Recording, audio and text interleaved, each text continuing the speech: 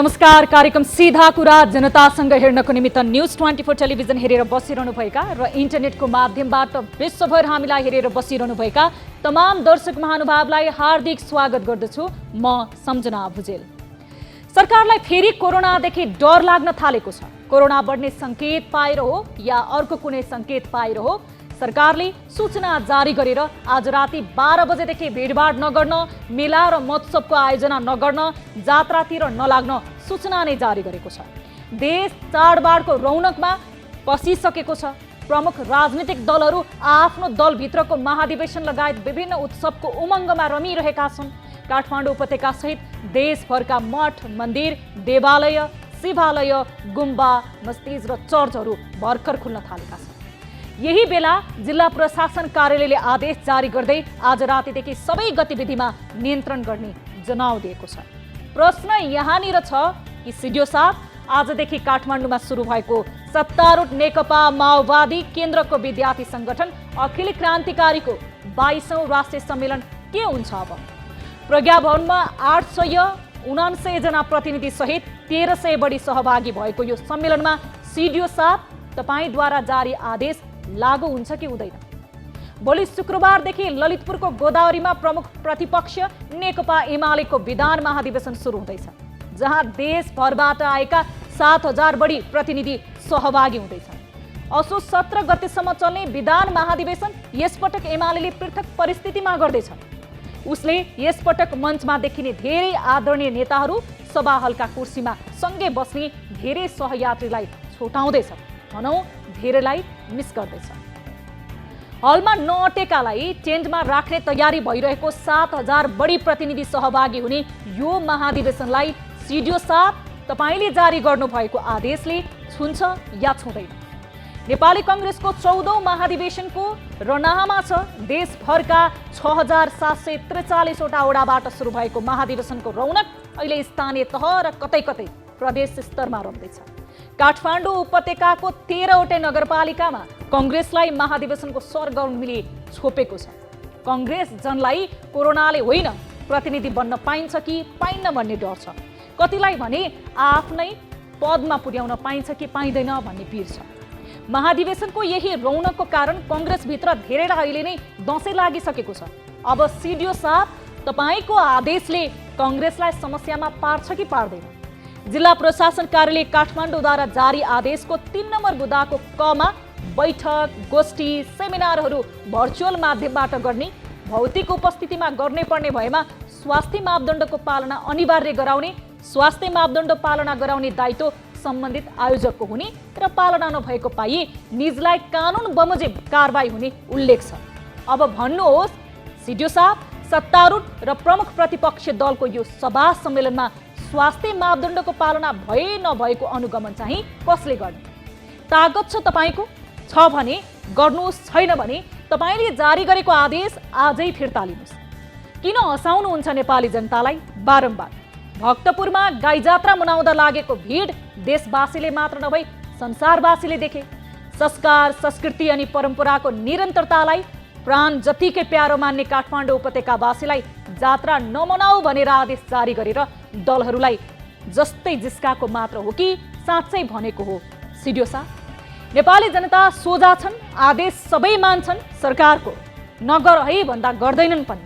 तर दलहरूलाई जथाभावी गर्ने छुट दिएर जनतालाई मात्र जात्रा नमनाउनु, दसैँमा मान्यजनको आशीर्वादको टीका पनि दूरीमा बसेर लगाउनु भन्दा मान्लान् र?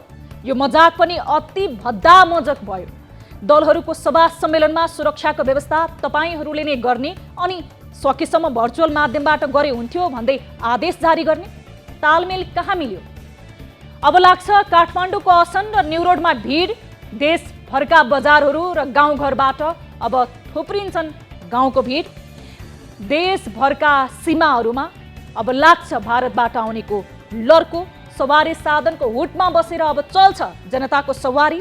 देशभरका शक्तिपीठहरू र मन्दिरहरूमा नौरथा सुरु भएपछि लाग्छ श्रद्धालुको मेला। कसरी रोकिएला? बल्ल खुलेका शक्तिपीठ र मन्दिरमा मानिसहरूको तापी। कोरोनाको पछिल्लो 3 दिनको रेकर्ड पल्टाउँदा संक्रमितको संख्या 1000 भन्दा माथि नै छ।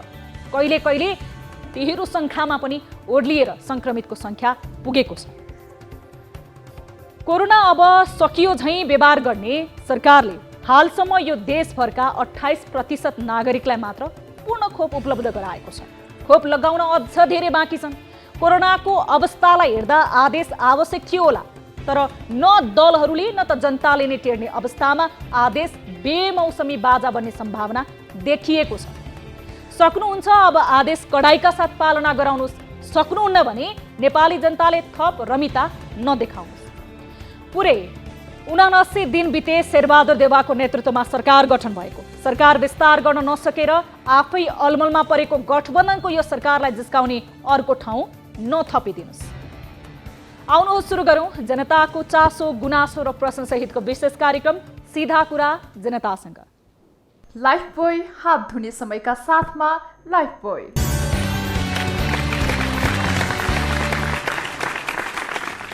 स्वागत छ दर्शक महानुभाव कार्यक्रम सीधा कुरा जनतासँगमा। आजको श्रृङ्खलामा पनि हामीले विभिन्न विषयवस्तुलाई समावेश गरेका छौँ। आज हाम्रो पहिलो विषयवस्तु रहेको छ एक चेली जो आफ्नै नाता पर्ने काकाबाट बलात्कारको शिकार भएकी छिन्।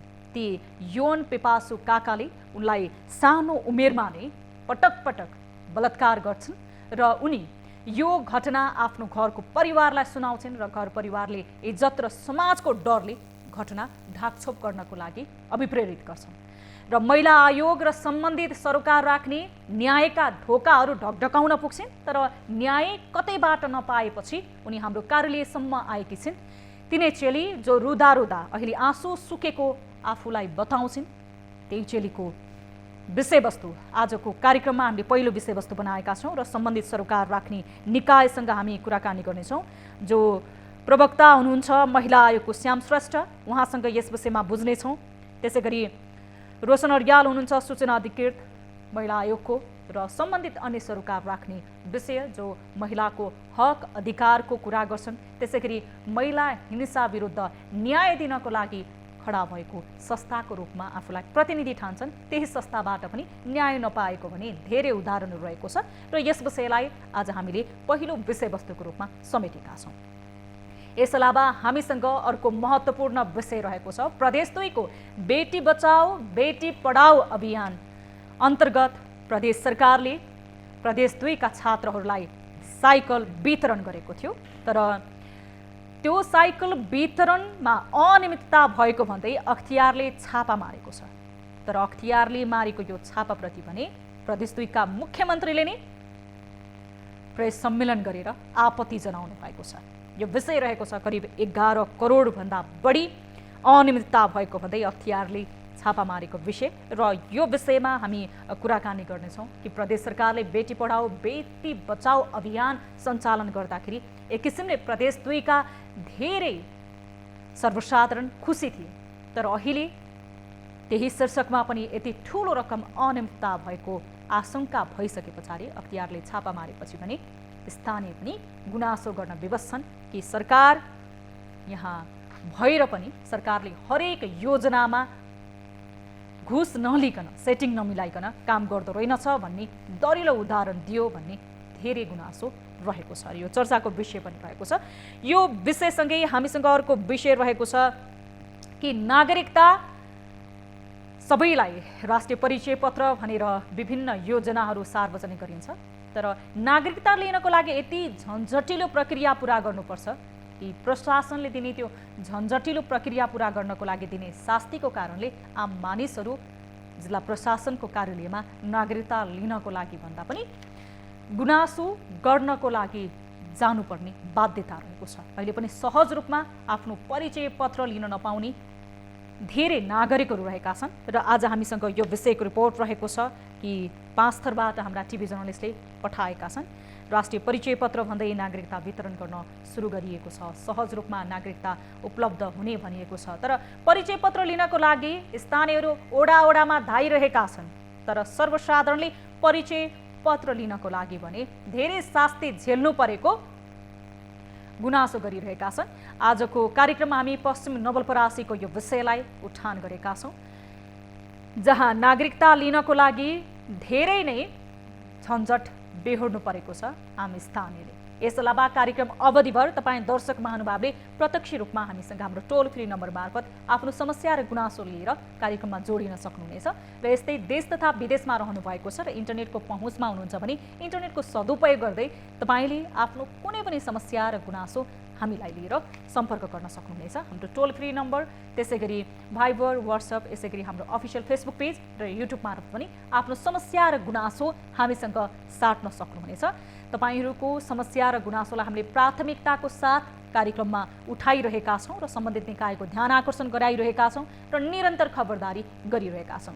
कार्यक्रमको सुरुवात गरौँ ताली वा गालीबाट। यसअघि हामीले उठाएको विषय थियो अध्यादेशलाई लिएर दलहरूबीच चलेको आरोप प्रत्यारोप देख्दा कस्तो लाग्यो भन्ने प्रश्नमा 29.30% अर्थात् 254 जनाले सही हो भन्दै तालीमा, 70.70% अर्थात् 613 जनाले सही भएन भन्दै गालीमा मत जाहेर गर्नुभएको छ। अर्थात् दलहरूबीचको आरोप प्रत्यारोप चित्त नबुझाउने आम दर्शकको सङ्ख्या भने धेरै छ। अब ताली वा गालीको लागि आजको विषय रहेको छ मेला सम्मेलनमा रोक लगाउने निर्णय आउनु राजनीतिक पूर्वाग्रह भएको भन्ने एमालेको प्रतिक्रियालाई के भन्नुहुन्छ? ठिकै हो, राजनीतिक पूर्वाग्रह नै हो भन्ने तालीमा, अहिलेको महामारीमा भेला सम्मेलन गर्न ठिक होइन भन्नेले गालीमा भोट गर्न सक्नुहुनेछ। हाम्रो पात्रोको एप्लिकेसन मार्फत भोटिङ सुरु हुन्छ अबबाट। आम जनसरोकारको विषय र सार्वजनिक महत्त्व राख्ने विषयलाई हामीले कार्यक्रमको ताली वा गालीको विषय केन्द्रित गर्दै आएका छौँ र तपाईँहरूले आफ्नो अमूल्य विचार र प्रतिक्रिया हाम्रो पात्रोको एप्लिकेसनमा ताली वा गालीमा गएर जनाउन सक्नुहुनेछ। दैनिक सरदर 5 जना महिला बलात्कारको शिकारमा पर्छन् यो देशमा। यो बाहिर आएको तथ्याङ्क मात्र हो, तर डर, त्रास, धम्की र प्रभावको कारण यस्ता धेरै घटनाहरू गुपचुप पारिन्छन्। समाजमा हुर्कनु भएका छोरीचेलीहरू कुदृष्टि लगाउने पापीहरूको कमी छैन यो समाजमा, त्यो चाहे घरभित्रबाट होस् या समाजबाट। नेपालमा बढ्दो महिला हिंसा र बलात्कार जस्तो जघन्य अपराधको घटना न्यूनीकरण नभई बढ्दो क्रममा छ। समाजले खेल्ने भूमिका, परिवारभित्रबाट हुने असहयोग, प्रहरी प्रशासनको कमजोरी, सरकार राख्ने निकायको उदासीनताको कारण बलात्कारको शिकार बनेका किशोरीहरूले पीडामाथि पीडा भोग्नुपर्ने अवस्था विद्यमान छ। बलात्कृत महिला न्याय खोज्न भौतारिन्छन्, तर बलात्कार गर्ने पुरुष कानुनको फन्दामा कहिले पनि पर्दैनन्। यस्ता धेरै उदाहरण छन्। बलात्कृत भएपछि परिवारभित्र भोग्नुपर्ने पीडा र समाजले हेर्ने हेको दृष्टिका कारण धेरै महिलाहरू डिप्रेसनको शिकार समेत भएका छन् र मानसिक रूपमा विचलित हुनुपर्ने अवस्थामा समेत पुगेका छन्। यही अवस्थामा पुगेकी छिन् एक युवती जो नातामा आफ्नै काका पर्नेबाट बलात्कारको शिकार भएकी छिन्। जीवन मरणको दोसारमा पुगेकी उनी न्यायका लागि ढोकाहरू बन्द भएको महसुस गरेपछि हाम्रो कार्यालयसम्म शरण माग्न पुगेकी छिन्। हेरौँ यो रिपोर्ट। म चाहिँ किन के गरेको छु र मैले ममा के कमी छ कि मैले कसैको चित्त पो दुखाएको छु कि मैले कसैलाई ठुलो हानि पो गरेको छु कि मैले के चाहिँ गरेको छु र मलाई किन त्यस्तो गर्नुहुन्छ सधैँ सधैँ। म आजसम्म पनि कति दुःखमा छु, आजसम्म पनि कति पेनमा छु होइन, र पनि उहाँहरूले मलाई केही वास्ता नगर्दाखेरि चित्त कति दुख्छ रुँदा रुँदा भन्छ नि आँसु नै सकिसक्यो भन्छ नि, त्यस्तै भइसकेको मेरो लागि। आफ्नो पीडा यसरी पोख्ने यी किशोरी खोटाङ जिल्लाकी परिवर्तित नाम कोमल हुन्। उनको यो पीडाको गहिराई जान्न बुझ्न 8 वर्ष पछाडि फर्कनु पर्ने हुन्छ। घटना भएको 8 वर्ष बित्नै लाग्दा पनि न्यायका लागि छटपटाइरहेकी कोमल हाम्रो कार्यालयमा आइन् र आफ्नो पीडाको वृत्तान्त बताइन्। मधिराले धुत बनेका काका अपराधी भनेर निस्किएपछि कोमलका अनुसार घटना 2071 सालको हो। जति बेला उनी 17 वर्षकी थिइन् त्यति बेला उनी भक्तपुर स्थित बालकोटमा आफ्नी सानी आमाको घरमा बस्दै आएकी थिइन्। सानी आमाले उनलाई घरको हेरचाह गरिदिन भनेपछि सानी आमाको घर उनकै रखबारीमा थियो, तर त्यो घरमा बसेको 17औं दिनमा सानी आमाको देवरले अर्थात् डिल्लीराज आचार्यले उनलाई बलात्कार नै गरे। जाँड रक्सी सेवन गरी रातको 12 बजेको समयमा उनीमाथि बलात्कार भएको यी पीडित किशोरीको आरोप छ। म चाहिँ मेरो सानीमाको घरमा बस्थेँ। सानीमाको घरमा बस्दाखेरि चाहिँ मेरो सानीमाको देवरले चाहिँ ममा भनौँ न जबरजस्ती गर्ने गर्नुभएको। पुरै जे गर्न सक्नुहुन्थ्यो उहाँले त्यही गर्नुभयो। त्यो पनि म एक्लै थिएँ। सानीमाले चाहिँ मलाई छोडेर मेरो घर हेर्दै भनेर जानुभएको थियो कतै बाहिर। अनि म बस्ने क्रममा चाहिँ उहाँहरूले म बसेको 17 दिनको दिन चाहिँ उहाँले ममा चाहिँ त्यस्तो गर्नुभएको। त्यो पनि एकदम जाँड रक्सी खाएर आएर राति 12 बजे मलाई त्यस्तो गर्नुभएको उहाँले। घरमा चाहिँ एक्लै 17 दिनसम्म बसिरहेको बेलामा चाहिँ हजुर, उहाँ पनि सँगै हुनुहुन्थ्यो? उहाँसँगै हुनुहुन्थ्यो। अनि सानोमाको 3टा छोराछोरी थियो, सानो सानो एकदम सानो हो। अनि मलाई चाहिँ हेरिदिनु भनेर जानुभएको थियो कि उहाँले। सानी आमाका 3 छोराछोरी र उनका देवर डेलीराज पनि सोही घरमा सँगै बसिरहेका थिए। त्यो बखत उनले घरमा सानी आमाका देवर र उनका छोराछोरीका लागि खाना पकाउने, खुवाउने र घरको सबै रेखदेख गर्दै आएकी थिइन्।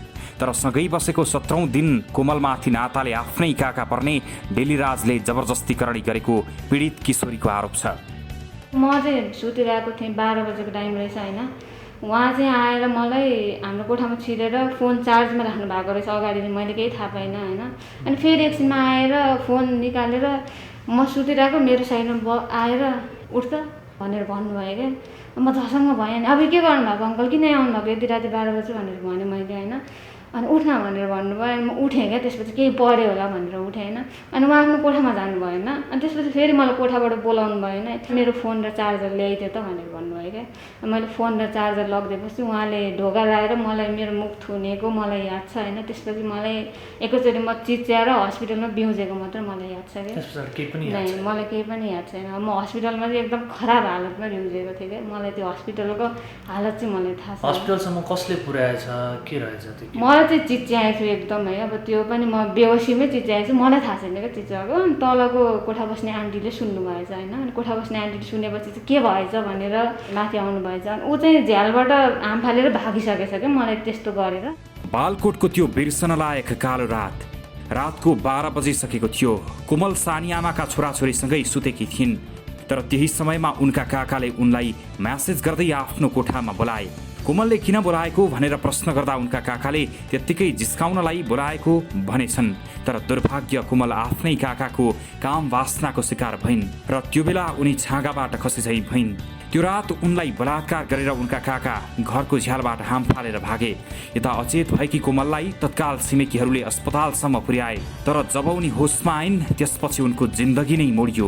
हाँसी खुसी बस्ने, रमाउने अनि पढाइमा समेत अब्बल कोमल यो कहाली लाग्दो घटनापछि एकाएक डिप्रेसनको शिकार नै भइन् र उनी उही घटनाले आफ्नो जिन्दगी नै उजाडिएको महसुस गर्छिन् अझै पनि। जसले पनि गाउँभरि मलाई सधैँ भन्नुहुन्थ्यो कि यो जस्तो ज्ञानी कोही छैन, एकदम कुरा बुझ्ने, कसैलाई केही भन्दिनँ भन्ने जस्तो गर्नुहुन्थ्यो। कहिले मेरो आँखाबाट आँसु झर्दिन्थ्यो। मलाई दुःख छ भन्ने मलाई सधैँ हुन्थ्यो, मैले दुःख पाएँ भन्ने सधैँ हुन्थ्यो। तर मैले दुःख पाएको अनुसार मैले केही गर्नुपर्छ भन्ने थियो मलाई होइन। म केही गर्छु भन्ने पनि थियो रे। अब त्यो कुराहरू सब हराइसक्यो क्या। मलाई इमोसन भन्ने कुरा के हो पनि थाहा छैन। मान्छेलाई दिनुपर्ने माया कस्तो हुन्छ भन्ने पनि थाहा छैन। मलाई एउटा फिलिङ भन्ने कुराहरू कस्तो हुन्छ भन्ने पनि थाहा छैन। म त्यत्रो पढ्थेँ होइन, त्यो पढाइ कहाँ गयो है। अब अहिले म एउटा बुक हेऱ्यो भने म त्यो 1 पेज पनि पढ्न सक्दिनँ कि। त्यो हो कि ममा आएको चेन्जमेन्ट। अब ममा त्यो कुराहरू केही नै रहेन कि, केही रहेन है। मलाई त यस्तो लाग्छ म बाँचेको छु कि छैन कि, म कुनै भ्रममा छु कि म रियालिटीमै छु भन्ने पनि मलाई थाहा हुँदैन कि। कोमल यसरी कमजोरमाथि कमजोर बन्दै गइन्। यतिसम्म कि बलात्कारपछि उनले गर्भपतन नै गराउनु पर्ने अवस्था आयो। मानसिक रूपमा उनी कमजोर मात्र भइनन्, उनको शरीर पनि कमजोर बन्दै गयो र उनी आज पनि त्यही कहाली लाग्दो घटना मात्रै सम्झिन्छन् र आफूमाथि परेको यो वज्रपातकै कारण जीवनलाई अघि बढाउन नै कठिन भएको उनी बताउँछिन्। मेरोमा पेटमा चाहिँ बसेको थियो क्या। मेरो पेटमा चाहिँ बसेको थियो। अब त्यो कुरालाई पनि मैले कसरी सामना गरेँ भनेर अब त्यो कसैलाई पनि थाहा छैन कि मैले त्यो कुरालाई कसरी सामना गरेँ होइन। त्यो कुराको लागि म कतिसँग रुएँ, कतिसँग कराएँ होइन। मेरो सानीमालाई भने, मैले मेरो परिवारलाई भने मलाई यस्तो भयो भनेर होइन। पछि मैले आफै पैसा म्यानेज गरेर आफै हस्पिटल गएर मैले त्यो कुरासँग पनि डिल गरेँ। मलाई त्यति विधिसँग पनि भएको थियो क्या। त्यस्तो हदसम्म पनि मसँग चाहिँ भयो क्या। न प्रहरीले चासो देखायो, न महिला आयोग नै गम्भीर बनियो। घटना लगत्तै उनले प्रहरी कहाँ उजुरी पनि गरिन्। तर बलात्कार गरेपछि फरार भएका उनका काकालाई अझैसम्म प्रहरीले पक्राउ गर्न सकेन। उनका काका बलात्कार गरेदेखि नै फरार थिए। तर प्रहरीले उनलाई खोजी गर्ने र कानुनी दायरामा ल्याउन साँचो नै नदिएको पीडित कोमलको आरोप छ। उनी न्यायका लागि राष्ट्रिय महिला आयोगमा समेत पुगिन्। तर महिला आयोगले समेत यो घटनालाई गम्भीरताका साथ नलिएको उनको आरोप छ। आफूमाथि कुकृत्य गर्ने काकालाई कारबाहीको दायरामा ल्याउन नसकेसम्म आफूले चैनको सास फेर्न नसक्ने उनी बताउँछिन्। सबै कुरा आउनु पर्यो र त्यो मान्छेले केही न केही पाउनु पर्यो। मलाई त्यो भएदेखि उसले मलाई जसरी दुःख दिएको छ होइन, अब उसले पनि भोग्नु त पऱ्यो नि होइन। मान्छेलाई कसैलाई दुःख दिइसकेपछि, कसैलाई नराम्रो गरिसकेपछि उसले नि त केही न केही भोग्नु पऱ्यो नि। ऊ चाहिँ रमाएर बिहे गरेर मस्त घरबार बनाएर बस्ने होइन, म चाहिँ जहाँको त्यहीँ अड्किने भनेपछि उसले पनि केही पाउनु पऱ्यो भन्ने कुरा हो क्या। परिवारको समेत साथ पाइनन् बिचरीले। यता आफू बलात्कारको शिकार हुँदा पनि आफ्नो परिवारले साथ नदिएको उनी बताउँछिन्। छोरीको दुःखमा साथ दिनुपर्ने बेला उल्टै बुबा आमाले घटनालाई सामान्य रूपमा लिँदै बिर्सिदिउँ भनेको प्रति उनको दुखेसो छ। म हस्पिटलबाट डिस्चार्ज भएँ, त्यसपछि म सानीमाले मलाई त्यहीँ बस भनेर भनेको थियो। म कुनै पनि हालतमा तेरो घरमा बस्दिनँ भनेर म सानी नाइन आउनु भएन। मैले फोन गरेँ होइन, फोन गर्दाखेरि त्यस्तो भएछ भनेर भन्नुभयो होइन। तर त्यस्तो भएछ भनेर के भन्नुभयो, अब त्यो कुराहरू लुका होइन, त्यो कुराहरू किन बाहिर निकाल्ने होइन। भोलि गएर तँलाई कसैले बिहे नगर्ला, यस्तो नगर्ला, उस्तो नगर्ला, समाजमा हाम्रो बेइज्जत हुन्छ, यस्ता हुन्छ भनेर त्यस्तो कुराहरू गर्नुभयो। म अङ्कलकोमा गएँ होइन, अङ्कलहरूले पनि त्यस्तो भन्नुभयो। भोलि तँलाई कसले बिहे गर्छ यस्तो सारा दुनियाँ कुरा सुनेपछि भोलि आफ्नो भविष्य सोच, किन यी कुराहरू निकाल्नु पऱ्यो, आफ्नो घरभित्र भएको कुरा अब यति कुराहरू लुकाउन सक्दैनस् भनेर मलाई सबैले त्यस्तो भन्नुहुन्थ्यो। यता यो घटनाको थप वास्तविकता बुझ्न हामी कोमलको उजुरी गरेको बालकोट स्थित प्रहरी प्रभागमै पुग्यौं। तर त्यहाँ पुग्दा उजुरीको फाइल समेत भेटिएन। त्यति बेला राष्ट्रिय महिला आयोगले पठाएको पत्रको समेत प्रहरीले जवाफ नफर्काएको आयोग बताउँछ र महिला आयोगले बलात्कारको शिकार भएकाहरूलाई न्यायका लागि पहल गर्दै आएको बताउँछ। सबै कुरामा राम्रै ढङ्गले गएको छ भन्ने कुरा पनि होइन। कहिलेकाहीँ चाहिँ अनुसन्धान अलिकति प्रभावित बन्यो कि राजनीतिक दबावहरूको कारणले अथवा प्रतिवादीको एउटा पहुँचको कारणले त्यस्तो भयो कि भन्ने आशंका गर्नुपर्ने ठाउँहरू पनि कहिलेकाहीँ रहन्छन्। त्यस्तो कुरामा पनि हामीले चाहिँ पत्रचार गरेर त्यो विषयमा के कसो भइरहेको छ भनेर सम्बन्धित निकायहरूलाई पत्रचार गर्ने, बुझ्ने र त्यो विषयवस्तुको बारेमा हामीलाई जानकारी गराउनुहोस् अथवा अनुसन्धान भइरहेका मुद्दाहरूको बारेमा पनि हामीलाई जानकारी गराउनुहोस् भनेर चाहिँ हामीले पत्रचार गर्ने र त्यहाँ बुझ्ने र हामीले चाहिँ अलिकति त्यो ठाउँहरूमा चाहिँ यसो गर्न पर्यो भन्ने खालको चाहिँ हामीले कुराहरू, सल्लाहहरू, सुझावहरू पनि उहाँलाई दिन्छौँ। यसले के देखाउँछ भने बलात्कारका घटना दिनहुँ बढेका छन्। कानुन फितलो भएकै कारण दोषीहरू कानुनी कटकरामा आउँदैनन्। कानुनी कारबाहीमा ढिलासुस्ती छ, जसले गर्दा पीडितहरू झन पीडामा छटपटाउन बाध्य छन्। हामी यस विषयमा सम्बन्धित निकायसँग कुराकानी गर्छौँ। महिला आयोगका प्रवक्ता श्याम श्रेष्ठ हामीसँग प्रत्यक्ष टेलिफोन सम्पर्क मार्फत जोडिनु भएको छ। उहाँसँग कुराकानी गर्नेछौँ यस विषयमा केन्द्रित रहेर। प्रवक्ताज्यू नमस्कार, स्वागत छ यहाँलाई कार्यक्रम सीधा कुरा जनतासँगमा। नमस्कार, धन्यवाद। नेपालमा महिला हिंसाको सङ्ख्या बढेको विभिन्न तथ्याङ्कले देखाएको छ। राष्ट्रिय महिला आयोगमा चाहिँ के कस्ता खालका घटनाहरू लिएर उजुरी आउने गरेका छन्, पीडितहरू गुनासो गर्न आउने गरेका छन्? राष्ट्रिय महिला आयोगमा अब हाम्रा विभिन्न किसिमका उजुरीहरू अथवा कम्प्लेनहरू आइरहेका हुन्छन्। यसलाई विशेष गरेर घरेलु हिंसा, महिला हिंसाका उजुरीहरू दर्ता भइरहेका छन् र यस्तै किसिमका यही सँगसँगै अब जबरजस्तीकरणी, अब घरमा चाहिँ अंशबन्डाका मुद्दाहरू, विभिन्न किसिमका यसको लगाउ मुद्दाहरू हामीसित जोडिएर आइरहेको हुन्छ। तपाईँले बताउनुभयो विभिन्न किसिमका घटनाहरू र त्यसमा पनि अझ घरेलु हिंसाका घटनाहरू सबैभन्दा धेरै आउँछन् भनेर। हजुर हजुर। घटना जुन राष्ट्रिय महिला आयोगमा आइपुगेका घटनाहरूमा पीडितले न्याय चाहिँ कति छिटो पाउँछन् अथवा त्यो न्याय पाउने अवधि चाहिँ कति छ? तपाईँहरूले यति समयमा चाहिँ सबैभन्दा छिटो न्याय पाएका कुनै त्यस्ता घटनाहरूको उदाहरण छ तपाईँहरूको गरेको पहलको तर्फबाट? अब हामीले अब त्यसमा उजुरी परिसकेपछि हामी तत्काल त्यो उजुरीमा रेस्पोन्स चाहिँ गरिहालेको हुन्छौँ।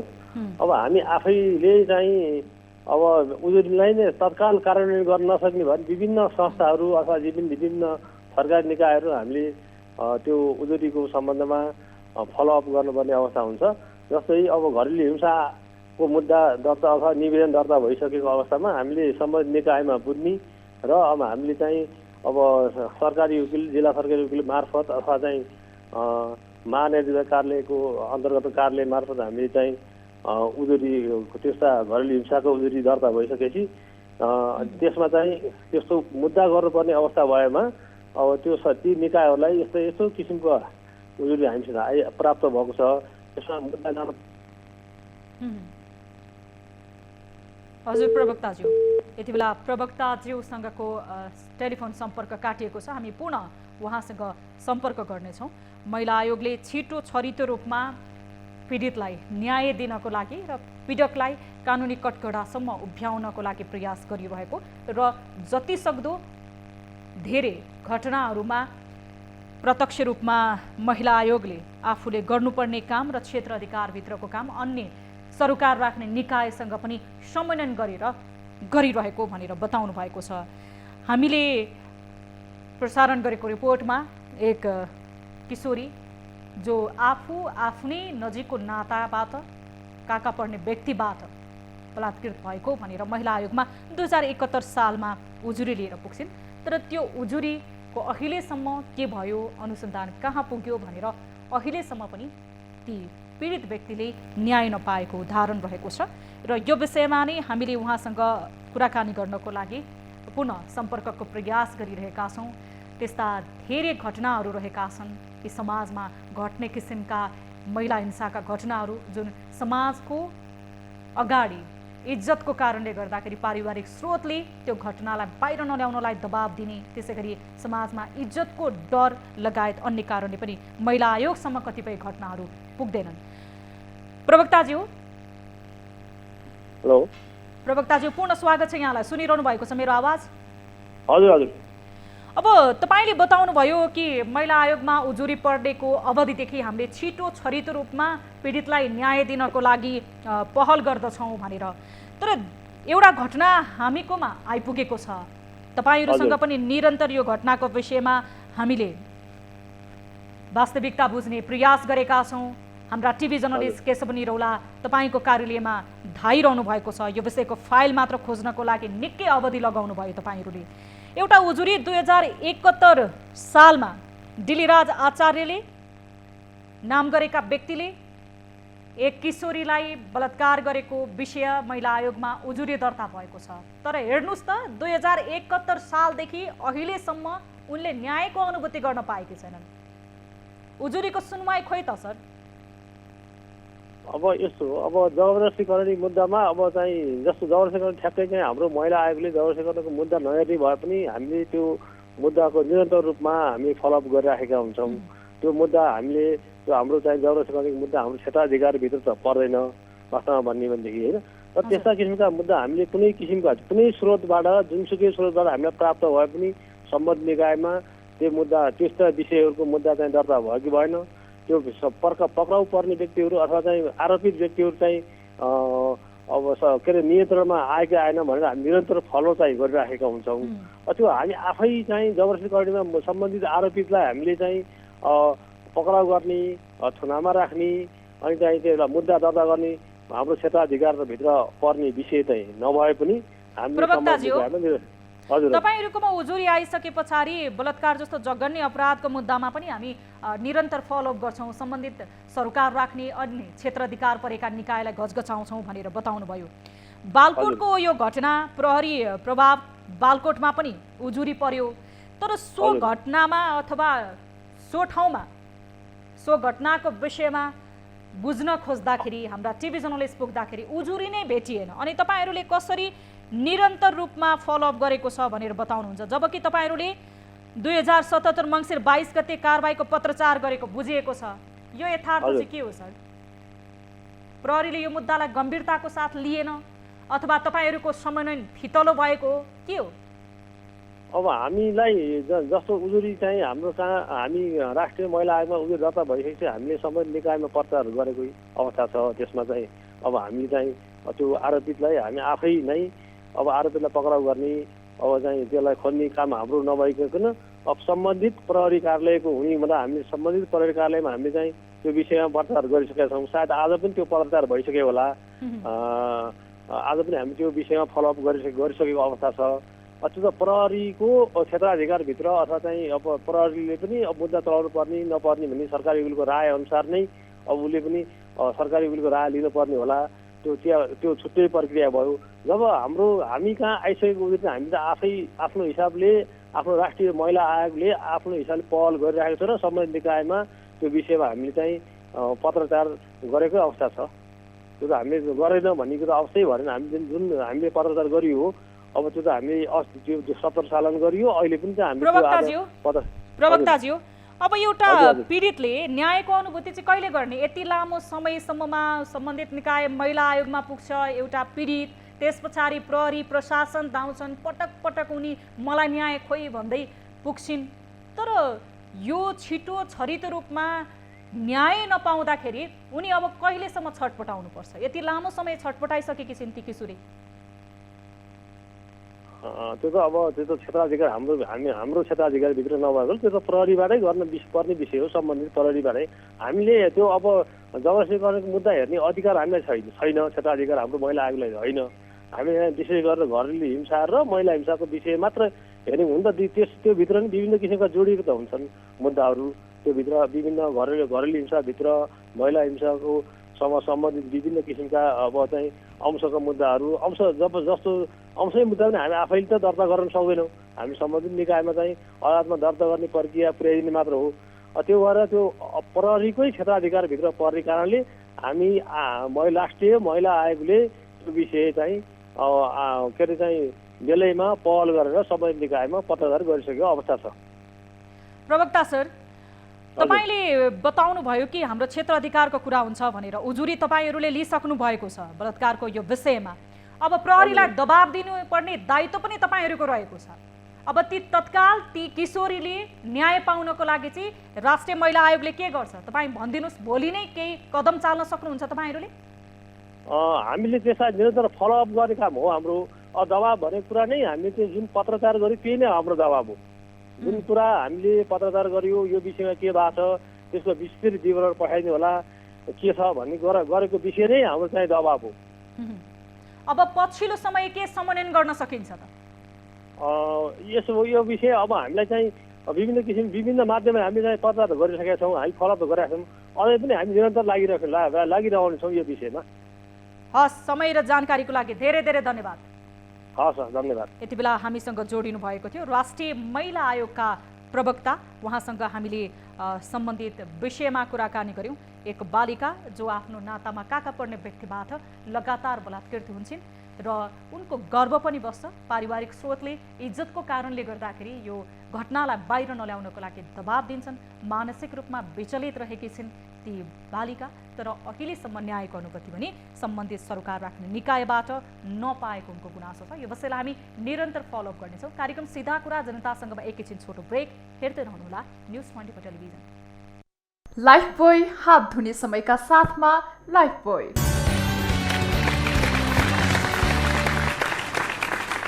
ब्रेकपछि स्वागत छ दर्शक महानुभाव। कार्यक्रम सीधा कुरा जनतासँगमा अब लागौँ अर्को महत्त्वपूर्ण विषयतर्फ।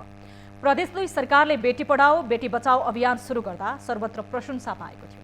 सरकारले बालबालिकालाई विद्यालयसम्म ल्याउन केही अघि दिवा खाजा कार्यक्रम सञ्चालन गर्यो। बालबालिकालाई स्कुल पठाउन मन भए पनि बिहानदेखि भोकै पर्दा आफ्नो सन्तानलाई गाह्रो होला भनेर पनि कतिपयले मनै भएर पनि बालबालिकालाई विद्यालय पठाइरहेका थिए। दिवा खाजा कार्यक्रमले बालबालिका विद्यालय पुग्ने क्रम पनि बढ्यो। मधेसमा छोरीहरूलाई विद्यालयसम्म ल्याउन प्रदेश 2 सरकारले बेटी पढाओ बेटी बचाओ अभियान सञ्चालन गर्यो। तर अहिले त्यही कार्यक्रमले प्रदेश 2 सरकार आर्थिक अनियमिततामा मुछिएको छ। साइकल खरिदमा अनियमितता भएको आशंकापछि अख्तियार दुरुपयोग अनुसन्धान आयोगले मुख्यमन्त्रीको कार्यालयमा नै छापा मारेको छ। हेरौँ यो रिपोर्ट। प्रदेश 2 सरकारले मुख्यमन्त्री बेटी पढाऊ बेटी बचाऊ कार्यक्रमका लागि 4 चरणमा गरेर अहिलेसम्म 41,262 थान साइकल खरिद गरेको छ।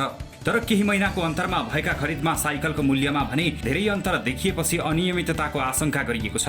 2077 चैतमा मुख्यमन्त्री कार्यालयले सार्वजनिक खरिद ऐन विपरीत उत्पादक कम्पनीको नाम मोडल र ब्रान्ड नै उल्लेख नभएका 17,262 थान साइकल 6,462 रुपैयाँका दरले खरिद गरेको थियो। त्यसको 3 महिनामै थप 10,000 साइकल खरिद गर्दा प्रति साइकल 2,014 रुपैयाँ बढी तिरिएको छ। चैतमा 17,262 साइकलका लागि 11,10,29,184 रुपैयाँ खर्च गरेको प्रदेश सरकारले असारमा भने 10,000 थानकै 8,44,60,000 मूल्यमा खरिद गरेको छ। यो खरिद प्रक्रियामा अरू केही अनियमितता आशंका गर्ने आधारहरू पनि फेला परेका छन्। कम कबल गर्ने ठेकेदार कम्पनीलाई अस्वीकार गरेर बढी रकम प्रस्ताव गर्नेलाई ठेक्का दिएको भेटिएको छ।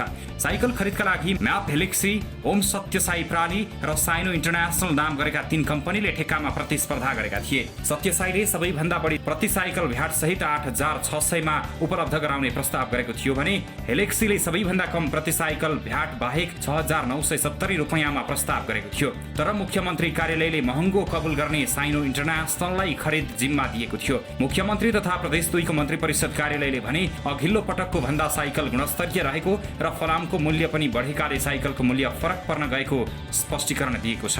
मुख्यमन्त्री कार्यालयमै अख्तियारको छापा। अख्तियारको टोलीले बुधबार मुख्यमन्त्री तथा मन्त्री परिषदको कार्यालयमा छापा मारेर बेटी पढाऊ बेटी बचाऊ अभियानसँग सम्बन्धित सबै कागजात नियन्त्रणमा लिएको छ। उजुरी परेपछि थप अनुसन्धानका लागि छापा मारिएको अख्तियार बताउँछ। नियन्त्रणमा लिएको कागजात अख्तियारको केन्द्रीय कार्यालयमा ल्याई अनुसन्धान गरिने अख्तियारले बताएको छ। आफ्नो कार्यालयमा छापा मारिएपछि मुख्यमन्त्री लालबाबु राउत आक्रोशित देखिएका छन्। उनले आफ्नो कार्यालयमा छापा मारिएको प्रति असन्तुष्टि जनाउँदै सार्वजनिक खरिद ऐन अनुसार नै खरिद प्रक्रिया अघि बढाइएको दावी गरेका छन्। बर्दीवासको अख्तियारको टोली आउँछ, त्यो आएर यहाँ छापामार शैलीमा आउँछ। मानौ यो प्रदेश सरकारको सर्वोच्च निकाय मुख्यमन्त्रीको कार्यालय जो आफै सुशासन गर्नको लागि सुशासन कायम गर्नको लागि प्रतिबद्ध छ, जो आफै सुशासन कायम गर्नको लागि प्रदेश जनलोकपाल ल्याएको छ, त्यो संस्थामा कसरी त्यो संस्थाको गरिमा हुन सक्छ? के हो साइकल खरिद प्रकरण? प्रदेश 2 सरकारले छात्रालाई अध्ययनमा आकर्षित गर्ने गरी आफ्नो मूल कार्यक्रम सार्वजनिक गरियो। बेटी पढाऊ बेटी बचाऊ कार्यक्रम अन्तर्गत साइकल खरिद गरी निशुल्क वितरणको योजना ल्याइयो। त्यसमा अनियमितता भएको आरोप लागेको छ। सुरुदेखि नै साइकल खरिद नियम विपरीत भएको भन्दै विरोध समेत भएको थियो।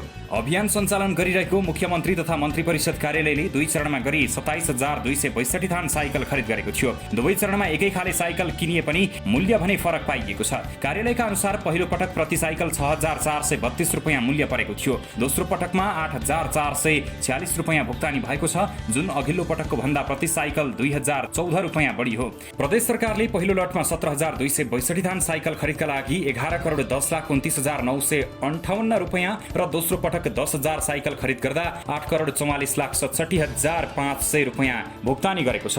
अघिल्लोको तुलनामा दोस्रो पटक 2,14 लाख रुपैयाँ बढी खर्चिएको पाइएको छ। साइकल खरिद गर्न मुख्यमन्त्री तथा मन्त्री परिषदको कार्यालय टेन्डर आह्वान गरेको थियो, तर पछि आपूर्तिकर्ता भारतीय सप्लायरसँग मिलेर सोझै खरिद गरेको आरोप लागेको छ। टेन्डर स्वीकृत गरिए पनि फर्मको नाम सार्वजनिक गरिएको छैन। साइकल खरिदको सूचना मापदण्ड छनौट भएका सप्लायर्सबारे मुख्यमन्त्री तथा मन्त्री परिषद कार्यालयले प्रक्रिया पूरा गरेरै साइकल खरिद भएको दावी गर्दै आएको छ। बेटी पढाऊ बेटी बचाऊ अभियान 2075 माघ 1 गतेदेखि सञ्चालन भएको हो। अभियान अन्तर्गत सामुदायिक विद्यालयमा कक्षा 8 मा अध्ययनरत छात्रालाई उक्त साइकल वितरण गरिएको थियो। तर मुख्यमन्त्री कार्यालयसँग कुन जिल्लामा कति सामुदायिक विद्यालय र कक्षा 8 मा अध्ययनरत छात्राको संख्या कति छ भन्ने तथ्याङ्क नै छैन। नियमित रूपमा अध्ययन गरेको प्रमाण पुग्ने गरी 3 महिनाको प्रमाणित हाजिरी EMIS प्रणालीमा दर्ता भएको रिपोर्ट जन्म दर्ता प्रमाणपत्र समेतको आधारमा साइकल वितरण गरिएको मुख्यमन्त्री कार्यालयले दावी गरेको छ। दर्शक महानुभाव, छोरीहरूलाई स्कुलसम्म पुर्याउनको लागि बेटी पढाऊ बेटी बचाऊ अभियान प्रदेश 2 सरकारले सुरुवात गरेको थियो। यो योजना आउँदाखेरि आम स्थानीय हर्षित पनि रहेका थिए। यही विषयमा हामी कुराकानी गर्नेछौँ। हामीसँग यति बेला भरत शाह जो प्रवक्ता हुनुहुन्छ प्रदेश 2 सरकारको, उहाँ टेलिफोन सम्पर्क मार्फत जोडिनु भएको छ। उहाँसँग कुराकानी गर्नेछौँ। प्रवक्ताज्यू नमस्कार, स्वागत छ यहाँलाई कार्यक्रम सीधा कुरा जनतासँगमा। धन्यवाद। अब अख्तियारको छापा मारियो जुन मुख्यमन्त्री लालबाबु राउतको कार्यालयमा नै, अब प्रदेश 2 सरकार भ्रष्टाचारमा रुमलिएको हो त? होइन, एकदम यो बेठिक कुरा हो। हजुर सुनिरहनु भएको छ? सुनिरहेको छु। प्रदेश 2 सरकार भ्रष्टाचारमा रुमलिएको हो। बेटी पढाऊ बेटी बचाऊ अभियान प्रदेश 2 सरकारले आफ्नो सबैभन्दा ठुलो योजना बनाएर लिएर आएको थियो। लोकप्रिय पनि यही योजनाको कारण भएको थियो। तर अहिले यही योजना विवादमा पर्यो, अख्तियारले छापा मार्यो, कारण के हो? अनि यो त एकदम बेठी कुरा हो। प्रदेश सरकार प्रदेश सभा त्यो एकदम स्वायत्त संस्था हो। त्यसको चाहिँ अब प्रमुख कार्यालय नै मन्त्री परिषदको कार्यालय हो, मुख्यमन्त्री कार्यालय हो। त्यहाँ मलाई के लाग्छ भने उहाँहरूलाई कागजात अख्तियार दुरुपयोग अनुसन्धानलाई चाहिएको थियो भने उहाँले चिठी काटेको भए हामी चाहिँ सबै कागजात उपलब्ध गराउन तयार थियौँ।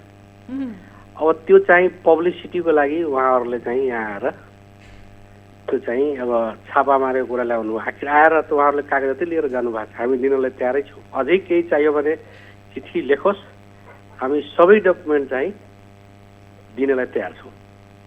अब तपाईँहरूले बताएअनुसार अख्तियार दुरुपयोग अनुसन्धान आयोगले पत्र काट्न सक्थ्यो, पूर्व जानकारी गराउन सक्थ्यो र त्यस पछाडि मात्र अनुसन्धान गरिदिएको भए हुन्थ्यो भनेर तपाईँले पनि बताउनुभयो। मुख्यमन्त्रीको आशय पनि यही रह्यो। अनियमितता चाहिँ भएको हो कि होइन?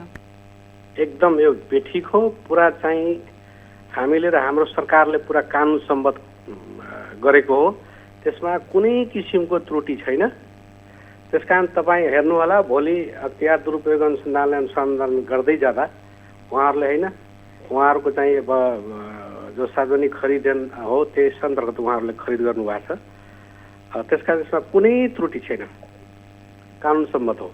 प्रवक्ताजी, तपाईँले बताउनुभयो कानुन सम्मत हामीले खरिद गरेका हौँ, यसमा कुनै पनि हाम्रो त्रुटि छैन, अनियमितता छैन भनेर। अब के यो राजनीतिक प्रतिशोधको रूपमा लियो भन्ने यहाँहरूको धारणा हो, आशय हो?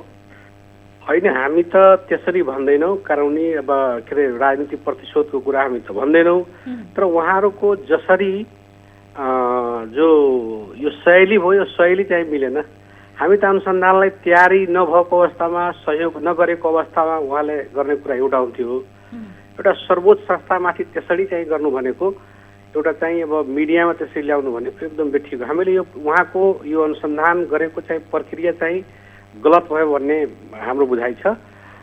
तर उहाँले अनुसन्धान गरेको फेरि ठिक छ। उहाँहरूले कागजात मागेर त्यहाँ सम्बन्धित कार्यालयका चाहिँ अब प्रतिनिधिहरूलाई, त्यहाँका चाहिँ अब लगायतका पदाधिकारीलाई बोलाएर उहाँले त इन्टरभ्यू लिँदा, के अरे सोधपुछ गर्दा, अनुसन्धान गर्दा त राम्रै थियो। यसले के भने जनतामा एउटा नकारात्मक गयो के। त्यसकारण चाहिँ यो प्रोसेसको बारेमा हामीलाई चाहिँ अलिकति दुःख लागेको छ। तपाईँहरूलाई सबैभन्दा ठुलो दुःख चाहिँ जनताप्रति यो सरकारको लोकप्रियता घट्ला, सरकारको यो नकारात्मक सन्देश गयो भन्नेतर्फ लागेको छ। अख्तियारको यो अनुसन्धान छापा मारेको जुन प्रक्रियालाई हो, प्रक्रियालाई हाम्रो चाहिँ त्यहाँ आपत्ति हो। भोलि तपाईँले हेर्नु, अर्को समाचार तपाईँहरूले भोलि चाहिँ अब बजाउनु पर्ने होला, दिनुपर्ने होला। त्यो अनुसन्धान गर्दा त्यस्तो केही देखिएन, सबै नियम कानुनलाई टेकेर गरेको भनेर तपाईँहरूले भोलि चाहिँ यो समाचारलाई अब ल्याउनुहुन्छ जनता समक्ष। हस्, हामी यो विषयमा नि प्रतीक्षारत छौँ सर कि तपाईँहरूको राम्रो सन्देशको न्युज जाओस् भनेर। तर अब साइकल लक्षित वर्गले पनि पाउन नसकेको, तपाईँहरूसँग पनि बेटी पढाओ बेटी बचाओ अभियान अन्तर्गतको साइकल वितरणबारे जानकारी हामी माग्छौँ। तपाईँहरूसँग छ जानकारी? यो खरिद प्रक्रिया तपाईँले सबैमा अनियमितता छैन भनेर बताउनु भयो। तपाईँको चाहिँ अब यो चाहिँ टिभी स्टेसनले तपाईँहरूलाई पनि सूचना चाहियो, हामी दिन तयार छ। तपाईँहरू आउनुहोस्, भोलि नै आउनुहोस् हाम्रो कार्यालयमा, हामी चाहिँ सबै सूचना दिनलाई तयार छौँ। तपाईँहरूले पनि हेर्दाखेरि देख्नुहुन्छ एकदम यो चाहिँ कानुन सम्मत हो, विद्युत सम्मत हो। त्यसकारण यसमा कुनै किसिमको चाहिँ त्यस्तो चाहिँ तपाईँहरूले गलत पाउनुहुन्न।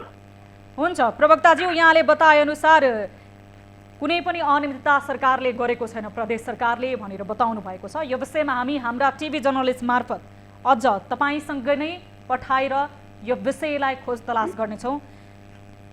समय र जानकारीको लागि धेरै धेरै धन्यवाद। ल, तपाईँको सम्पूर्ण युनिटलाई मेरो तर्फबाट, मेरो सरकारको तर्फबाट धन्यवाद।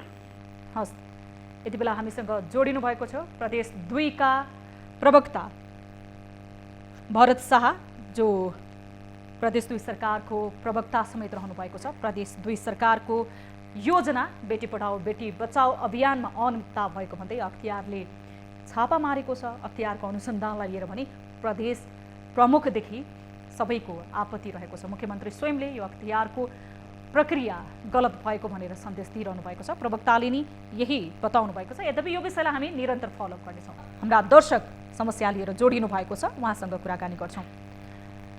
नमस्कार, कहाँबाट को बोल्दै हुनुहुन्छ? नमस्ते म्याम। यहाँको शुभ नाम भन्न मिल्छ? मेरो कमला थापा। कमलाजी, के समस्या गुनासोले हामीलाई सम्झाउनु भयो? हजुर, हाम्रो चाहिँ मेरो बुढा चाहिँ साउदीमा हुनुहुन्छ। हजुर। अनि साउदीमा के अरे ऊ भइरहेछ कि टिकट पनि दिएको छैन, त्यसको लागि चाहिँ कल गरेको थिएँ मैले हजुरलाई। हजुर, कति समय भयो तपाईँको श्रीमान वैदेशिक मेरो रोजगारीको श्रीमान सिलसिलामा? उता साउदी जानुभएको चाहिँ 6 वर्ष हुन लाग्यो। हजुर। 6 6 वर्ष पुग्नलाई अब 4 महिना मात्र बाँकी छ। अस्ति भिसा के अरे उता क्यान्सल गर्नलाई भिसा लगाउने भन्नुभएको थियो, साइन गर्नुभएको थियो। अनि भिसा नलगाइकन घर आउने आमा बिरामी हुनुभयो, अनि घर आउने भनेर क्यान्सल पेपर हाल्नु भएको थियो। हजुर।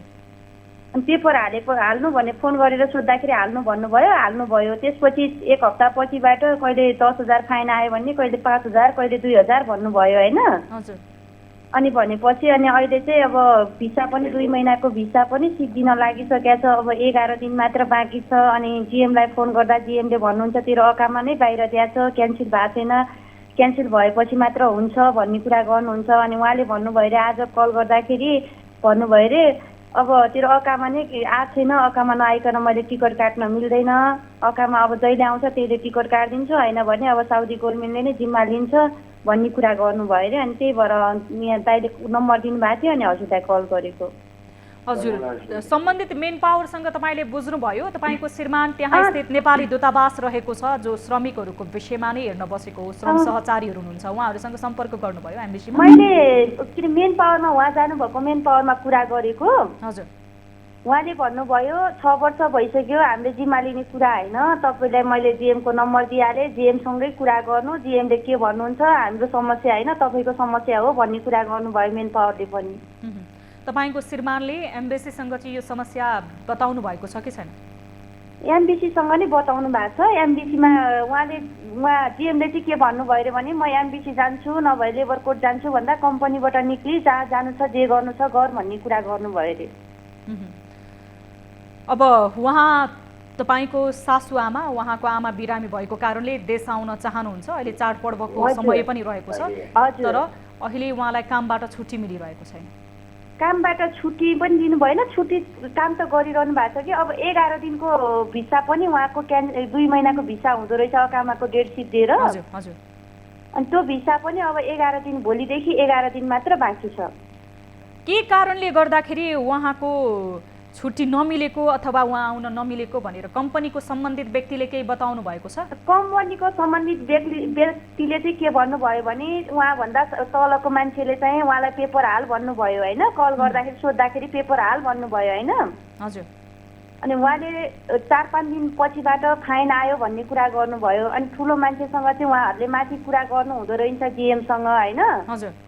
अनि जिएमसँग कुरा गर्दाखेरि चाहिँ उहाँ कम्पनीमा जिएमलाई भेट्न नदिने, यताउता गर्ने, अनि पैसा मात्र माग्ने गरेर धेरै 2 महिना जति भइसक्यो त्यस्तो गर्नुभयो। अस्ति म मेन पावर गएर अनि जिएमको नम्बर लिएर आएर जिएमसँग कल गर्दाखेरि चाहिँ जिएमले अब तलको मान्छेले मलाई भन्दैन अब तेरो गल्ती होइन, ऊ तलको मान्छेको गल्ती हो, उसले तैँले सोध्या रहेछस्, अब तैँले सोद्धा सोध्दै उसले अब पेपर हाल भनेपछि उसको नि गल्ती हो तेरो नि गल्ती हो, अब दुवैजनाको गल्ती छ। अब हामीले के गर्ने हो र अब के अरे अकामा क्यान्सल गर्ने, क्यान्सल गरेर टिकट काटिदिन्छु भन्ने कुरा गर्नुभयो अरे। उहाँले चाहिँ अब सोध्नु भएको त्यो अकामा भिसा लागेको छ कि छैन, नभए आमा बिरामी हुनुहुन्छ म घर जान्छु भनेर उहाँले सोधेर नै हाल्नु भयो। अब तलको मान्छेले त बुझेर अब भन्नु पर्थ्यो नि त, उसले अब यस्तो छ नजा तेरो भिसा लागिसकेको छ भनेर भन्नुपर्ने हो नि त। हुन्छ कमलाजी, हामी यो विषयमा सम्बन्धित सरोकार राख्ने निकायसँग पनि कुराकानी गर्छौँ। तपाईँले आफ्नो समस्या राख्नुभयो, धेरै धेरै धन्यवाद। हाम्रो टिमको साथीले तपाईँसँग फुल इन्फर्मेसन लिनुहुनेछ र तपाईँको श्रीमानको विषयमा सम्बन्धित निकायसँग बुझ्नुहुनेछ। हामीसँग जोडिनु भयो, धेरै धेरै धन्यवाद। हुन्छ।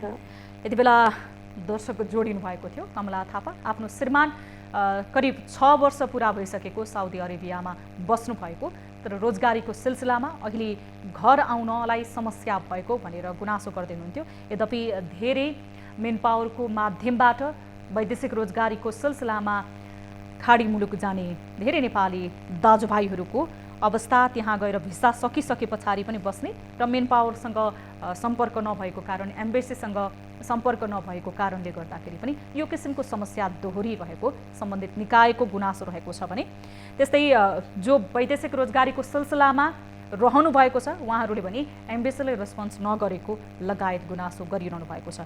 वैदेशिक रोजगारीको विषयलाई हामीले प्राथमिकताको साथ सबैभन्दा धेरै विषयवस्तु कार्यक्रममा उठान गरेका छौँ, तर वैदेशिक रोजगारीमा जानुभन्दा पहिला आम दर्शक महानुभावलाई पनि हामी अनुरोध गर्न चाहन्छौँ त्यो देशको नियम, त्यस पछाडि भिसाको अवधि र कुन समयमा आफू फर्किनको लागि पुरा गर्नुपर्ने नियमहरू अथवा तपाईँ त्यो देशमा जाँदै हुनुहुन्छ भने आफूले कुनै पनि कम्पनीमा काम गर्नुभन्दा अगाडि गर्ने एग्रिमेन्टहरूमा एकचोटि हेर्नको लागि अथवा सम्बन्धित काममा जाँदाखेरि त्यो विषयमा बुझ्नको लागि पनि अनुरोध गर्दछौँ। दर्शक महानुभाव, यहाँहरूले कुनै समस्या र गुनासो रहेको छ भने हामीलाई टेलिफोन सम्पर्क गर्न सक्नुहुनेछ। त्यसै गरी भाइबर वाट्सएप मार्फत पनि जोडिन सक्नुहुनेछ। कार्यक्रममा उठेका विषयलाई हामीले निरन्तर फलोअप गरिरहेका छौँ र त्यसको समाधान खोज्ने र तपाईँहरूको समस्यालाई सम्बन्धित निकायसम्म पुर्याउने प्रयास निरन्तर जारी रहेको छ र हामीले यही प्राथमिकताको साथ कार्यक्रममा तपाईँहरूको सबैभन्दा धेरै सहभागिता पनि गराइरहेका छौँ र तपाईँहरूको सहभागिता होस् भन्ने पनि हामी चाहन्छौँ। कार्यक्रममा तपाईँहरूले हाम्रो टोल फ्री नम्बर मार्फत सम्पर्क गर्न सक्नुहुनेछ। यदि तपाईँ आफ्नो गाउँठाउँको कुनै पनि कुना कन्दराबाट हामीलाई हेर्दै हुनुहुन्छ अथवा विदेशमा वैदेशिक रोजगारीको सिलसिलामा हुनुहुन्छ, विभिन्न समस्या भोगिरहनु भएको छ भने पनि हामीलाई सम्पर्क गर्न सक्नुहुनेछ। हाम्रो 24 हेल्प डेस्क 24 घण्टा तपाईँहरूको लागि खुल्ला रहेको छ। आफ्नो कुनै पनि समस्या र गुनासो हुँदाखेरि हाम्रो टोल फ्री नम्बर मार्फत सम्पर्क गर्न सक्नुहुनेछ। त्यस्तै गरी तपाईँहरू इन्टरनेटको पहुँच छ भने भाइबर वाट्सएप हाम्रो अफिसियल फेसबुक पेज र युट्युब मार्फत पनि जोडिन सक्नुहुनेछ र तपाईँहरूको समस्या र गुनासोलाई हामीले सम्बन्धित निकायसम्म पुर्याउने प्रयास निरन्तर गरिरहेका छौँ। समाजमा भएका अन्य अनियमितता, त्यसै गरी समाजमा भएका कुनै पनि गलत कार्यको, त्यसै गरी गलत गतिविधिको खबरदारी गर्ने तपाईँ स्वयं नागरिकको पनि जिम्मेवारी हो र यस्ता कुनै पनि गतिविधि देख्नु भएको छ भने पनि हामीलाई सम्पर्क गर्न सक्नुहुनेछ र हाम्रो उद्देश्य तपाईँहरूको सबैभन्दा धेरै सहभागिता, त्यसै गरी तपाईँहरूको समस्याको समाधान गर्ने नै रहेको छ। कार्यक्रम सिधा कुरा जनतासँगमा आज हामीसँग विभिन्न विषयहरू रहेका छन् र त्यसमा पनि समाजमा पछिल्लो समय धेरै बलात्कारका घटनाहरू बाहिर आएका छन्। कतिपय घटनाहरू समाजको डरको कारणले, पारिवारिक रूपमा इज्जतको कारणले लुकाइन्छ र स्वयं पीडितलाई अझ पीडा समाजले दिइरहेको छ।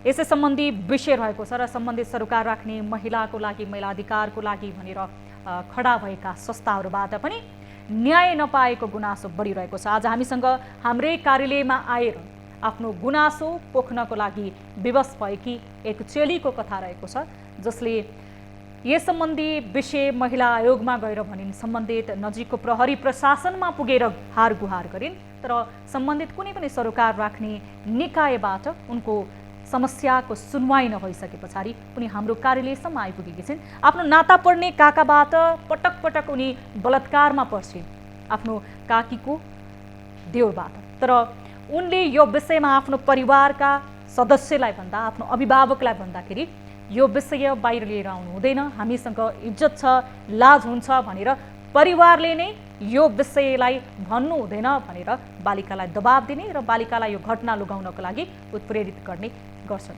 तर उनी यही विषयले गर्दाखेरि मानसिक रूपमा विचलित हुन्छन् र लगातार परिवारबाट नभइसके पछाडि महिला आयोग, त्यसै गरी प्रहरी प्रशासनसम्म पुग्छिन्, तर उनले कहीँबाट पनि न्यायको अनुभूति पनि गर्न पाउँदैनन्। जसले उनलाई बलात्कार गरेका छन् ती व्यक्ति खुल्लिआम रूपमा हिँडिरहेका छन्, तर ती बालिका जो अहिले त्यो बलात्कारको पीडा, त्यो असह्य पीडा बोकेर बस्न विवश रहेकी छिन्। यही विषयलाई हामीले आजको कार्यक्रममा प्राथमिकताको साथ उठाएका छौँ र सम्बन्धित सरकार राख्ने निकायसँग पनि हामी कुराकानी गर्छौँ। अझै पनि नेपाली समाजमा महिला हिंसाका घटनाहरू लुकाउनु पर्छ भन्ने हाम्रो समाजको परिवेश रहेको छ। यति बेला भने हामीसँग कोही दर्शक आफ्नो समस्यासहित जोडिनु भएको छ, हामी उहाँसँग कुराकानी गर्नेछौँ। नमस्कार, कहाँबाटको बोल्दै हुनुहुन्छ? हेलो, नमस्कार, सुनिरहनु भएको छ, कहाँबाटको बोल्दै हुनुहुन्छ? हजुर, म तडीबाट बोल्दैछु। म तडीको जलेश्वर नगरपालिका वार्ड नम्बर 4 सुगा गाउँबाट बोल्दैछु। यहाँको शुभ नाम? एउटा नाम विनय कुमार पाण्डे हो। विनयजी, के समस्या गुनासोले हामीलाई सम्झनु भयो? हजुर, मैले समस्या गुनासो भने हजुर, हाम्रो गाउँ चाहिँ सुगा गाउँ हो अनि जलेश्वर सुगा गाउँमा यो जलेश्वरबाट सुगा जाने बाटोमा 30-35 वटा घर भइसकेका छ, बनिसकेका छ। अनि बिजुलीको पोलको लागि हामी बारम्बार भनेका छौँ। अनि त्यसपछि हाम्रो वार्डाध्यक्ष ज्यूसम्म पनि जानुभयो। अनि वार्ड अध्यक्षजीले हामीलाई सिफारिस गरिदियो। त्यसपछि विद्युतमा हाम्रो 6-7 महिनामा लकडाउनभन्दा पूर्वैदेखि हामी धाइरहेछौँ, तर अहिलेसम्म हालचाल गरिरहेछ। हामीलाई केही न्याय पाएको छैन र केही हामीलाई केही गरेको छैन। विनयजी, तपाईहरु कति घर परिवार अहिले बिजुलीबाट वञ्चित हुनुहुन्छ? अहिले 30-35 वटा घर भइसकेको छ। त्यो 30-35 वटा घर चाहिँ वञ्चित छ। तपाईले वडा अध्यक्षज्यूलाई हामीलाई बत्ती चाहियो, त्यो बत्तीको सुविधा, बिजुलीको सुविधा हामीले लिन पाउनुपर्छ भनेर यो गुनासो राख्दाखेरि के बताउनुहुन्छ?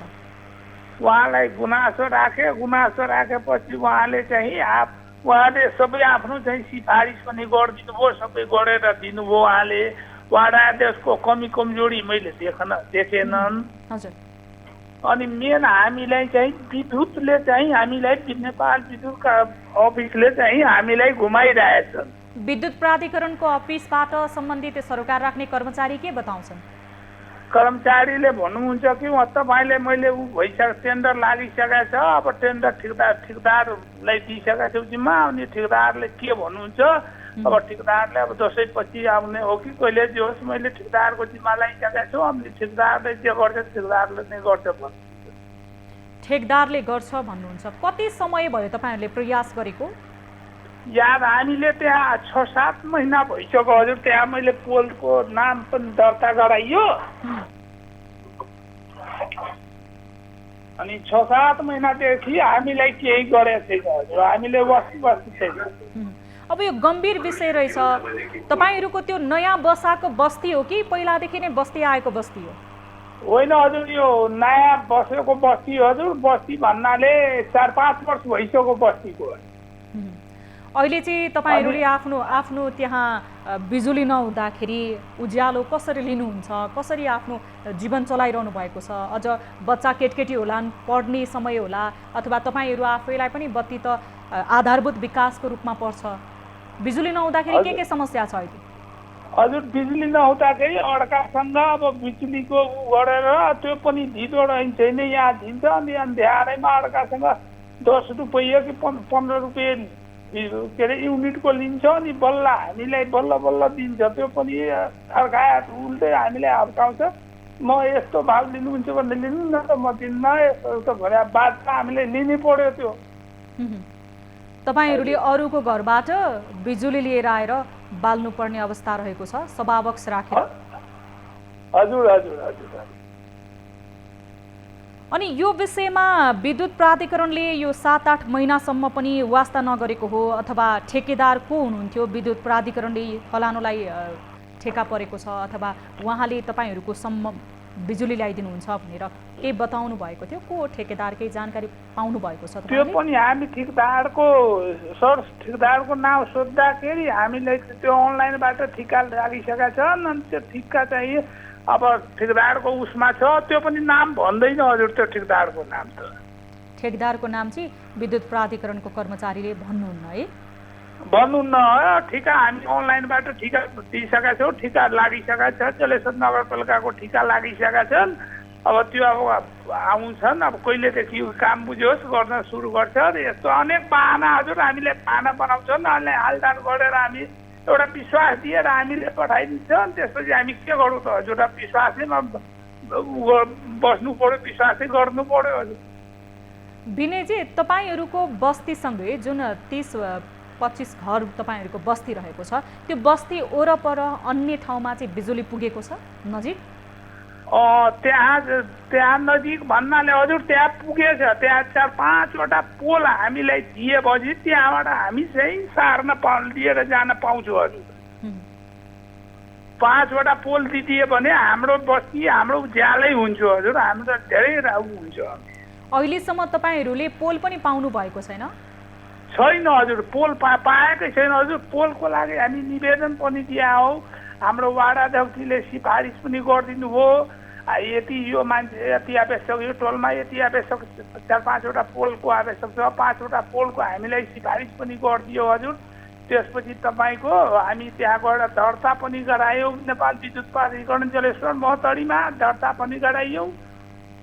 अनि त्यहाँबाट केही नसुनेपछि हामी चाहिँ त्यो जनकपुरको मुजेलियामा चाहिँ क्षेत्रीय कार्यालय विद्युतको क्षेत्रीय कार्यालय रहेछ त्यहाँ गएर डाइरेक्टर सरसँग पनि भेट्यौँ उहाँले पनि मलाई अनुशासन दिनुभयो उहाँको एकजना कर्मचारीले जलेश्वर इन्जिनियरलाई फोन पनि गरिदिनु हो अनि फोन गरेपछि अनि यो फलानो सीताराम ठाकुरलाई भेट्नु गएर हामी भेटेपछि उहाँले नै भन्नुभयो ल भोलि पर्सितिर दिनुहुन्छ ठेकदार आएपछि म कुरो गराइदिन्छु ठिका लागिसकेको छ उहाँले नै भन्नुहुन्छ विनयजी तपाईँले यो गम्भीर विषयमा गुनासो गर्नुभएको छ हामी सम्बन्धित सरोकार राख्ने निकायको ध्यान आकर्षण गराउन चाहन्छौँ हामी हाम्रा टिभी जर्नलिस्ट मार्फत यो विषयमा सत्य तथ्य बुझ्ने प्रयास गर्नेछौँ तपाईँ आफ्नो समस्यासहित जोडिनुभयो गुनासो राख्नुभयो धेरै धेरै धन्यवाद यति बेला विनयजी हामीसँग जोडिनु भएको थियो जलेश्वरबाट कि उहाँहरू अहिलेसम्म बिजुली बत्तीबाट वञ्चित भएको गुनासो गर्दै हुनुहुन्थ्यो विद्युत प्राधिकरणले बहाना बनाएको र हामीले अहिलेसम्म विद्युत नपाएको भनेर गुनासो गरिरहनु भएको थियो यो विषयलाई हामी फलोअप गर्नेछौँ कार्यक्रम सीधा कुरा जनतासँगको निर्धारित समय सकिएको छ थप न्युजको लागि हाम्रो वेबसाइट www.news20nepal.com हेर्न नभुल्नुहोला साथै तपाईँले हामीलाई हाम्रो अफिसियल फेसबुक पेज युट्युब यसै गरी देश तथा विदेशमा रहनुभएको छ र इन्टरनेटको पहुँचमा रहनुभएको छ भने भाइबर वाट्सएप मार्फत पनि आफ्नो समस्या र गुनासो लिएर हामीसँग जोडिन सक्नुहुनेछ हाम्रो टोल फ्री नम्बरमा तपाईँहरूले 24 घण्टा सम्पर्क गर्न सक्नुहुनेछ 1660 011 2424 98 015 7 2424 98 84 011 037 मा कुनै पनि समस्या रहेको छ र गुनासो रहेको छ भने यदि तपाईँलाई अनुकूल छ काठमाडौँ उपत्यकामा हुनुहुन्छ र देशभित्र हुनुहुन्छ भने हाम्रो कार्यालय पानी पोखरी काठमाडौँमा आएर आफ्नो समस्या र गुनासो हामीलाई प्रत्यक्ष रूपमा सुनाउन सक्नुहुनेछ र हामी सम्बन्धित निकायको ध्यान आकर्षण गराइरहेका छौँ र निरन्तर खबरदारी गरिरहेका छौँ कार्यक्रम सीधा कुरा जनतासँगबाट म सम्झना भुजेल बिदा माग्दछु हेर्दै रहनुहोला न्युज 24 टेलिभिजन हामी निरन्तर न्युजमा छौँ नमस्ते